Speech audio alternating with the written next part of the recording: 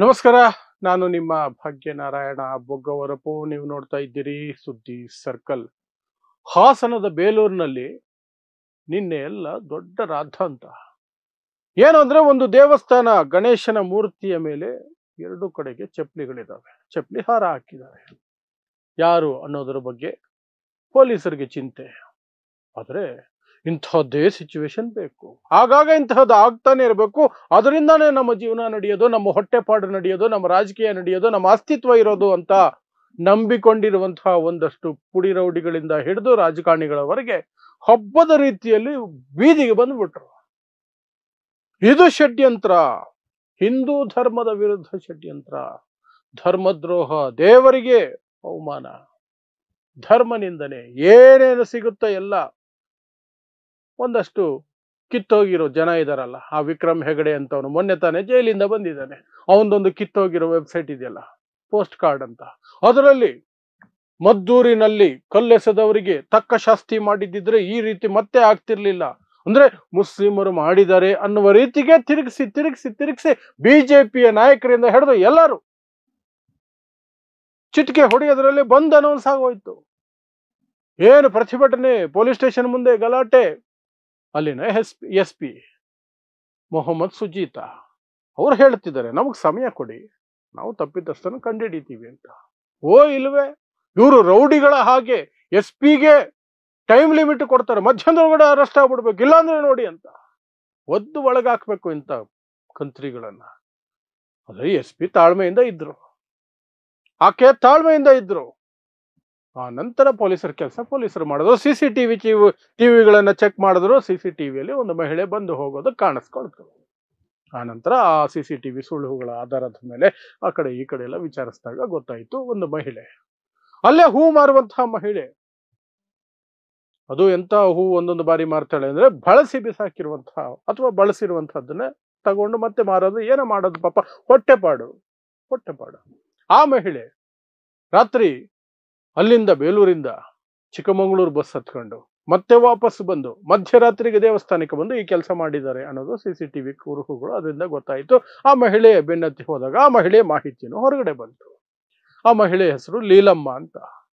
ಪಾಪ ಬಡತನ, ಇಬ್ರು ಮಕ್ಕಳಿದ್ದಾರೆ, ಗಂಡು ಮಕ್ಕಳು. ಅದರಲ್ಲಿ ಒಂದು ಮಗು ವಿಶೇಷ ಮಗು, ಬುದ್ಧಿಮಾಂದ್ಯ ಮಗು ಅಂದ್ರೆ ನಿಮ್ಗೆ ಅರ್ಥ ಆಗ್ಬೋದು ಅಂತ ಹೇಳ್ತಾ ಇದ್ದೀನಿ ಅಷ್ಟೇ. ವಿಶೇಷ ಮಗು. ಇನ್ನೊಂದು ಮಗ ಈಕೆಗೆ ಹೆಲ್ಪ್ ಮಾಡ್ಕೊಂಡಿದ್ದಾನೆ ಕೆಲಸಗಳಲ್ಲಿ. ಗಂಡ ಇಲ್ಲ, ಏನೋ ಹೊಟ್ಟೆಪಾಡಿಗೆ ಏನೋ ಮಾಡ್ಕೊಳ್ತಿದ್ದಾರೆ. ಮೂಲತಃ ವಿಜಯನಗರದವರಂತೆ. ಇಲ್ಲಿಗೆ ಬಂದು ಹೂ ಮಾರೋದು, ದೇವಸ್ಥಾನದ ಹತ್ರ ಏನೋ ಜೀವನ ಕಟ್ಕೊಳ್ಳುವಂತಹ ಪ್ರಯತ್ನ ಮಾಡಿದ್ದಾರೆ. ಆಕೆ ಹೋಗಿ ಚಪ್ಪಲಿ ಹಾರ ಹಾಕಿ ಬಂದಿದ್ದಾಳೆ, ಅಥವಾ ಚಪ್ಪಲಿನ ದೇವರ ಮೇಲೆ ಇಟ್ಟು ಬಂದಿದ್ದಾಳೆ. ಆಕೆ ಕಷ್ಟಕ್ಕೆ ದೇವರ ಮೇಲೆ ಸಿಟ್ಟಿಗೆ ಮಾಡದ್ಲು. ಆಕೆಯೂ ಸಹ ಒಂದಷ್ಟು ಮಾನಸಿಕತೆಯಿಂದ ಏನಾದ್ರು ಸಮಸ್ಯೆಗಳಿದಾವೆ, ಏನೂ ಗೊತ್ತಿಲ್ಲ. ಯಾಕಂದ್ರೆ ತನಿಖೆ ಈಗ ತಾನೇ ಆಗ್ತಿದೆ.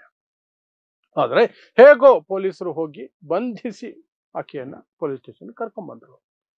ಯಾವಾಗ ಆಕೆಯ ಬಂಧನ ಆಯ್ತು, ಇವರೆಲ್ಲ ಬಕ್ಕ ಪಕ್ಷಿಗಳಂತೆ ಕಾಯ್ತಾ ಇದ್ರು. ಹೆಸರು ಯಾವುದು? ಧರ್ಮ ಗೊತ್ತಾಗತ್ತಲ್ಲ. ಆ ಧರ್ಮ ಏನಾದ್ರೂ ಮುಸ್ಲಿಮರಿಗೆ ಸಂಬಂಧಪಟ್ಟದ್ದಾಗಿದ್ರೆ ಅಬ್ಬಬ್ಬಬ್ಬಬ್ಬಬ್ಬ, ಮದ್ದೂರಿನಲ್ಲಿ ಕುಣಿದು ಕುಪ್ಪಳಿಸಿದಂತೆ, ರೌಡಿಸಂ ಮಾಡದಂತೆ, ಗೂಂಡಾಗಿರಿ ಮಾಡದಂತೆ ಇಲ್ಲಿಯೂ ಸಹ ಹಾಸನದ ಬೇಲೂರಲ್ಲೂ ಸಹ ಮಾಡ್ಬಿಡ್ಬೋದು. ಎಲ್ಲ ರೋಡ್ಗಳು ಬ್ಲಾಕ್ ಮಾಡಿ, ಎಲ್ಲ ಅಂಗಡಿ ಬಂದ್ ಮಾಡಿಸಿ, ಮಾಡಬಾರದು ಮಾಡ್ಬಿಡ್ಬೋದು. ನಮ್ಮ ಹೊಟ್ಟೆಪಾಡಿಗೆ 2-3 ದಿನಕ್ಕೆ ಸಿಕ್ತು ಅಂತ ಈ ಕಡೆ ಗೂಂಡಾ ಪಡೆಗಳು, ಈ ಕಡೆ BJP, ಈ ಕಡೆ ಸಂಘ ಪರಿವಾರ, ಇನ್ನೊಂದು ಲೆವೆಲ್ಗೆ, ನೆಕ್ಸ್ಟ್ ಲೆವೆಲ್ಗೆ ಮಾಧ್ಯಮಗಳು ಎಲ್ಲ ಸಿದ್ಧವಾಗಿದ್ರು. ಆದ್ರೆ ಪೊಲೀಸರು ಹೆಸರು ಹೊರಗಿಟ್ಟಿದ ತಕ್ಷಣನೇ ಪೊಲೀಸರಿಗೆ ಶಾಪ ಹಾಕಕ್ ಶುರು ಮಾಡ್ಬಿಟ್ರು. ಇಂಥದ್ದು ಲೀಲಮ್ಮ ಹಿಂದೂ, ಅರೆ ಎಲ್ಲ ವೇಸ್ಟ್ ಆಗೋಯ್ತಲ್ಲ. ಬಂದು ಅನೌನ್ಸು ಮಾಡಿದ್ದಾಗೋಯ್ತಲ್ಲ. ಯಾಕೆ ಅಂದ್ರೆ ಇವ್ರಿಗೆ ಹಿಂದೂಗಳು ಮಾಡಿದ್ರೆ ಅದು ಧರ್ಮ ನಿಂದನೆ ಅನ್ಸಲ್ಲ. ಆವಾಗ ಧರ್ಮಕ್ಕೆ ಆಪತ್ತಾಗಿರಲ್ಲ, ಅವಮಾನ ಆಗಿರಲ್ಲ, ಎಂಥದ್ದು ಇರಲ್ಲ, ಆಕ್ರೋಶ ಬಂತದ್ದು ಏನು ಇರಲ್ಲ. ಸೈಲೆಂಟಾಗಿ ಮನೆಗೆ ಹೋಗಿ ಮಲಕೊಂಡ್ಬಿಡ್ತಾರೆ. ಐಸ್ ಕ್ರೀಮ್ ತಿಂದು ಮಲಗ್ಬಿಡೋದು ಅಷ್ಟೇ ತಣ್ಣಗೆ. ಅದೇ ಮುಸ್ಲಿಂ ಆಗಿದ್ದಿದ್ರೆ ಏನೆಲ್ಲ ಮಾಡ್ಬೋದಾಗಿತ್ತು. ಯಾರಿಗೆಲ್ಲ ಅವಕಾಶ ಸಿಗ್ತಾ ಇತ್ತು, ಮಾಧ್ಯಮಗಳಿಗೂ ಸಿಗ್ತಾ ಇತ್ತು, ಮಾಧ್ಯಮದ ಮುಂದೆ ಬರೋರ್ಗೂ ಸಿಗ್ತಾ ಇತ್ತು, ರಾಜಕಾರಣಿಗಳಿಗೂ ಸಿಗ್ತಾ ಇತ್ತು, ಎಲ್ರಿಗೂ ಸಿಗ್ತಾ ಇತ್ತು. ಫ್ರೀ ಫಾರ್ ಆಲ್ ಆಗಿರೋದು ಆಗ್ಲಿಲ್ಲ. ಈಗ ಪೊಲೀಸರು ಯಾಕ್ರಿ ಹಿಡಿಬೇಕಾಗಿತ್ತು ಅನ್ನೋ ಮಟ್ಟಕ್ಕೆ ಅವರು ಒಳಗೊಳಗೆ ಸಿಟ್ಟು ಮಾಡ್ಕೊಂಡ್ಬಿಟ್ಟು ಏನೋ ಒಂದು ಸಮಾಧಾನ ಮಾಡ್ಕೊಂಡು ಹೋಗ್ತಿದ್ದಾರೆ. ಒಟ್ಟಿನಲ್ಲಿ ಒಂದು ಒಳ್ಳೆ ಕೆಲಸವನ್ನ ಪೊಲೀಸರು ಮಾಡಿದ್ದಾರೆ. ಕ್ಷಿಪ್ರವಾಗಿ ಒಂದು ಕಾರ್ಯಾಚರಣೆ ಮಾಡಿ ತಂಡಗಳನ್ನು ರಚನೆ ಮಾಡಿ ಒಳ್ಳೆ ಕೆಲಸ ಮಾಡಿದ್ದಾರೆ ಪೊಲೀಸರು. Hats off to them. ಒಳ್ಳೆ ಕೆಲಸ ಮಾಡಿದ್ದಾರೆ. ಅಲ್ಲಿ ಏನು ಅವಘಡಗಳಾಗದಂತೆ ನೋಡ್ಕೊಂಡಿದ್ದಾರೆ.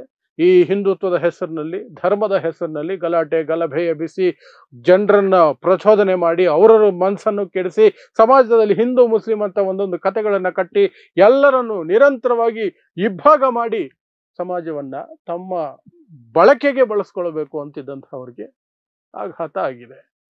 ಪೊಲೀಸರಿಗೆ ಥ್ಯಾಂಕ್ಸ್ ಮತ್ತೆ ಹೇಳ್ತಾ ಇದೆ. ಸೊ ಇದಿಷ್ಟು ಬೇಲೂರಿನಲ್ಲಿ ಗಣೇಶ ವಿಗ್ರಹಕ್ಕೆ ಹಾಕಿದ್ದಂತಹ ಚಪ್ಪಲಿಗಳ ಹಿಂದಿನ ಕತೆ. ಆ ಚಪ್ಪಲಿಗಳು ಎಲ್ಲಿಂದ ಬಂತು, ಯಾರು ಹಾಕಿದ್ರು, ಆ ಮಹಿಳೆಯ ಉದ್ದೇಶ ಏನಾಗಿತ್ತು, ಅದೆಲ್ಲ ತನಿಖೆಯಿಂದ ಹೊರಗಡೆ ಬರಬೇಕು. ಆ ಮಹಿಳೆ ಗೊತ್ತಿಲ್ಲ, ಆ ಮಹಿಳೆ ಕಷ್ಟ ಏನೋ ಸುಖ ಏನೋ ಅದು ಪೊಲೀಸರು ತಿಳಿಸ್ಬೇಕು ತನಿಖೆಯಿಂದ. ಒಟ್ಟಿನಲ್ಲಿ ದೊಡ್ಡ ಅವಘಡ ಒಂದು. ಆ ಮಹಿಳೆಯ ಹೆಸರು ಮತ್ತೆ ಶೀಘ್ರ ಬಂಧನದಿಂದ ತಪ್ಪು ಹೋಯ್ತು, ಅಷ್ಟು ಮಾತ್ರ ಹೇಳಬಹುದು. ಸೊ ಇಂತಹದೇ ವಿಶೇಷ ಸುದ್ದಿಗಳಿಗಾಗಿ ನೋಡ್ತಾ ಇರಿ ಸುದ್ದಿ ಸರ್ಕಲ್. ನಾನು ನಿಮ್ಮ ಭಾಗ್ಯನಾರಾಯಣ ಬೊಗವರಪು.